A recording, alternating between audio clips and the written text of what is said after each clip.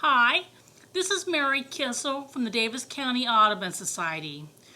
We're going to be wrapping up Birds of the Word over the next 3 weeks by looking at 3 different types of warblers that stay around Daviess County all summer long.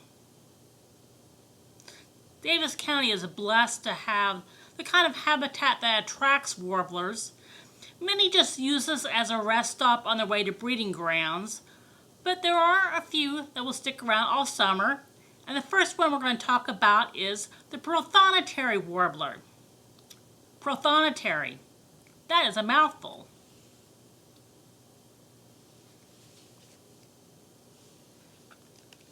Tradition holds that it was named after clerics in the Catholic Church who wore yellow hoods. Other people just call it the golden swamp warbler, which I think is pretty descriptive. This photo here was taken by Daviess County Audubon photographer extraordinaire Mike Brown at his place out in Maceo, and it's a perfect portrait of a prothonotary, a male prothonotary, because it shows it's a fairly large warbler.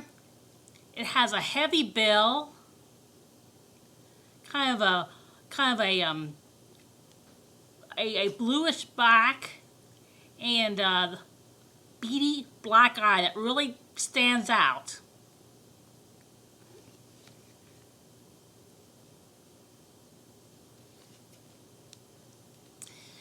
In contrast, the female prothonotary is a little bit paler. And in fact, the males themselves will get more pale in color as we head into fall. And along with the bright yellow, they also have white underneath them.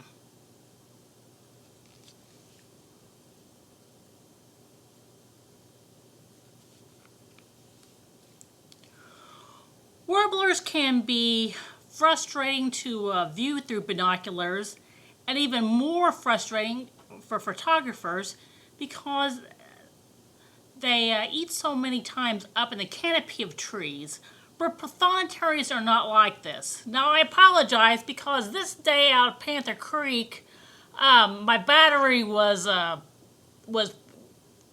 fading out, but I still got a pretty good shot from the bridge there on the main elevated walkway at Panther Creek of a prothonotary, because they tend to forage fairly close to the water, where there's a large selection of bugs flying around there, going on fallen trees, and we know there's always a lot of fallen trees around Panther Creek.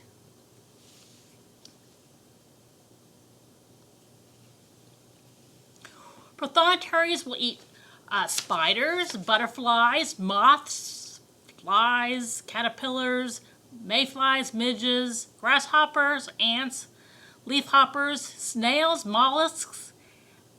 During the non-breeding season, they will also eat some fruits and seeds. One of the unique things about prothonotaries in contrast with most other warblers are they are cavity dwellers. So they will hunt out old woodpecker holes anywhere from 2 to 33 feet off the ground. Other people, How Wetlands in Evansville is one of those places where they actually have nesting boxes up for prothonotaries.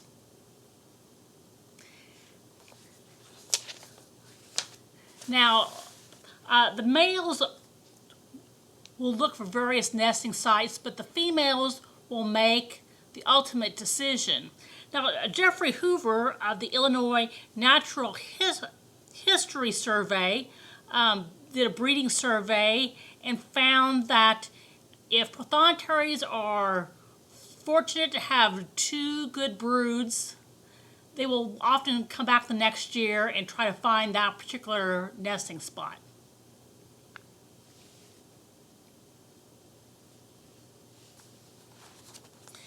In our little cavity, The male will place moss inside the hole prior to attracting a mate, but the female builds the remainder of the nest with rootlets, plant down, grape plants, or cypress bark. She'll line the cup-shaped nest with grasses, sedges, rootlets, poison ivy even. It'll take her 3 to 8 days to build the nest. The entrance hole of the nest cavity is about 2 inches across, and the nest cup itself is also about 2 inches wide.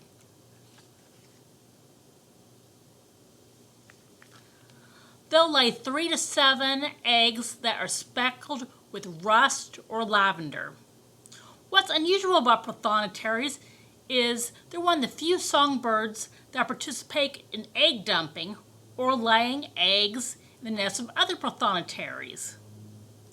Researchers at 2 locations in Virginia, Catherine Morton and Anna Tucker, found more than 23% of clutches in one area and more than 33% in another area contained at least one chick that was not related to the mother female.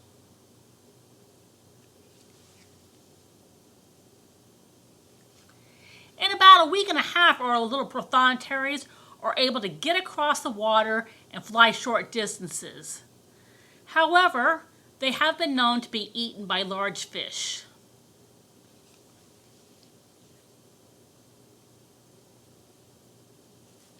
Okay, our male has a very loud call.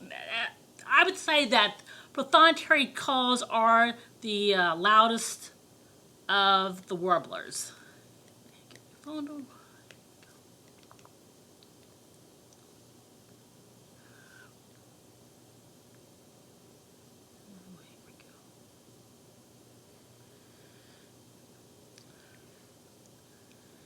It's 4 to 7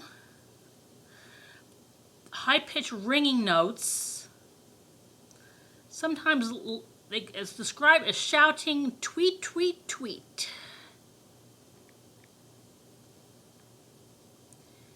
Here we go. Here is a song of the prothonotary warbler.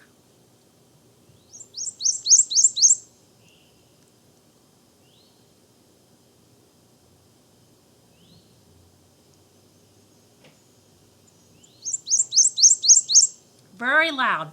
Each note is slightly upslurred, and the series of notes increases in volume at the end. He'll frequently sings from elevated perches, especially early in the morning, about 5 to 6 songs per minute.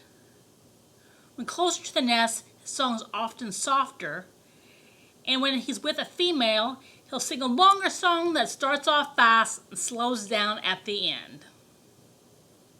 We don't have an at-home challenge this week. I have an at-park challenge. Hopefully you can get a morning where you can go to Panther Creek Park real early in the morning and just walk on that main elevated bridge and look for prothonotaries. Even if you don't have binoculars, they are so bright in that dark area that you should be able to spot them with your just your eyes. You should be able to spot prothonotaries. So try to get that before school starts. Okay, thank you. See you next week.